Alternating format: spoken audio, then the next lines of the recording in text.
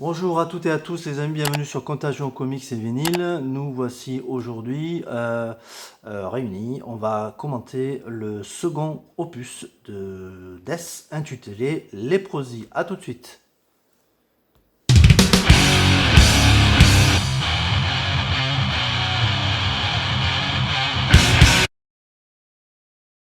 Merci d'être resté avec nous. D'abord, on regarde le disque en lui-même.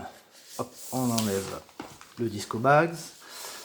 On est face à une édition Custom Butterfly with Splatter, voilà, identique à la chronique que j'ai déjà fait de Scream Bloody Gore, le premier album. Donc c'est les mêmes campagnes de réédition de Relapse Records qui datent de 2016, non 2014 pour celui-ci. Voilà. Et on est sur la même gamme.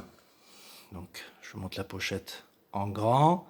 Superbe artwork de Repka à nouveau, réalisé en 88. On a le copyright ici. Superbe couleur, assez étonnant pour l'époque, hein, ce rose. Et le dos qui a été remasterisé. L'ensemble est aussi remasterisé, c'était le cas du Scream Bloody Gore également. Qu'est-ce qu'on a à l'intérieur? Hop. Pareil, un double insert avec un collage de photos de l'époque. On retrouve les membres qui ont joué sur cet album et diverses photos avec photos de tournée, photos studio. C'est super sympa. Et à l'intérieur, donc les lyrics de ce côté, le line-up et des liner notes donc de Ian Christie et Jeremy Wagner. Jeremy Wagner de Broken Hope, si je m'abuse, et Ian Christie qui a joué dans Death bien après, fin des années 90. Et les crédits ici. Hop, on met ça de côté. La galette. On va voir ce que ça donne, cet effet butterfly. Voilà. Bon, on peut douter du rose, mais bon, ça va super bien avec la tonalité de la pochette, donc c'est sans souci. Donc fin des années 80, les groupes quasi enchaînaient les albums. C'est donc normal qu'à peine un an après son premier album, Chuck Schuldiner empile avec un nouvel album. Et pour ça, il va embaucher une nouvelle équipe. Rick Rose à la guitare, Terry Butler à la basse et Bill Andrews à la batterie. Ces deux derniers iront fonder Massacre juste après Spiritual Healing, le troisième album de Death.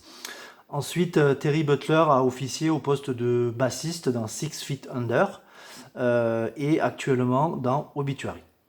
Bref, Chuck Schuldiner, l'âme de Death, a toujours été en avance avec son temps. Il a sorti une pierre angulaire du death metal quand l'heure était au thrash, Scream Bloody Gore. Il a introduit du progressif et des éléments jazzy quand l'heure était encore au brutal death, surfant déjà sur le metal prog lorsque ce style n'existait même pas. Bref, Chuck est un visionnaire de la musique, à tel point qu'il abandonnera rapidement l'idée de former un groupe afin d'embaucher des musiciens de session qui, outre leur talent, n'auront pas grand-chose à dire sur les orientations prises par Chuck. Autre changement notable sur ce disque, il marque les débuts de la collaboration de Death avec le mythique Scott Burns, qui a le vent en poupe en ce presque début des années 90.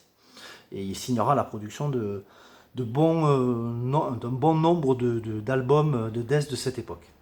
Avec Léprosie, Death construit une expression musicale de plus en plus violente.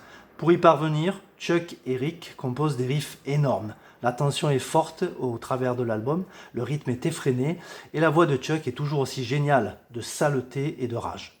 Ça commence avec le premier titre éponyme qui déballe ses rythmiques diaboliques, ses riffs incroyablement accrocheurs. Born Dead et Forgotten Past qui suivent renouent avec des racines un peu plus trash. Puis on s'enfonce dans l'album avec Left to Die et Pull the Plug qui s'inscrivent comme des classiques du death metal de par leur solo superbe et leur partie de batterie dantesque. L'album s'achève avec Choke on It qui n'est pas sans rappeler l'époque Scream Bloody Gore. Léprosie se montre comme la suite logique de Scream Bloody Gore, si on part du principe que Death se réinventera à chaque album en ajoutant ce petit quelque chose et en soignant la production de plus en plus. Quoi qu'on en dise, Death demeure une référence pour des milliers de fans de death metal dont les albums ont marqué le genre à jamais. Cette chronique touche à sa fin, merci d'avoir regardé jusqu'au bout, cliquez sur j'aime si vous avez aimé la vidéo et abonnez-vous à la chaîne. On se retrouve bientôt pour une nouvelle chronique de vinyle ou de comics sur Contagion Comics et Vinyle. À bientôt.